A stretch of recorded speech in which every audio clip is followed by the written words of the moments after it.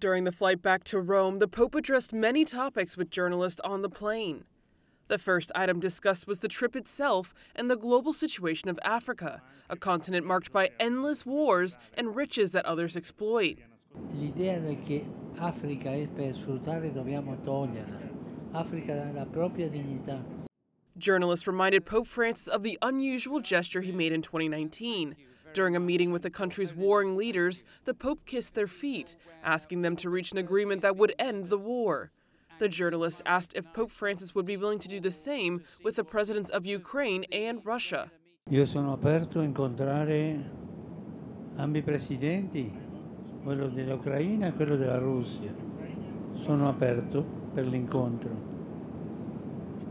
Se io non sono andato a Kiev è perché non era possibile nel momento andare a Mosca, ma ero in dialogo.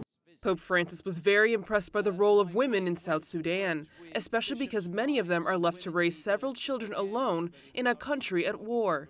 He was also moved by the courage of the religious women and missionaries, some of whom have lost their lives in South Sudan. For this reason, the Pope criticized the fact that sometimes in the West, it seems that the role of women is reduced to cosmetics advertising. Torniamo alla forza della donna. Dobbiamo prenderla sul serio e non usarla come pubblicità di maquillage solamente, per favore. Questo è un insulto alla donna. La donna è per le cose più grandi. Journalists also asked the Pope if after the death of Pope Emeritus Benedict XVI, he has noticed more tensions in parts of the Church and if this has made it more difficult for him to govern. Credo che la morte di Benedetto è stata strumentalizzata per gente che vuol portare l'acqua al proprio mulino, no? Quella gente non ha etica, è gente di partito, non di chiesa.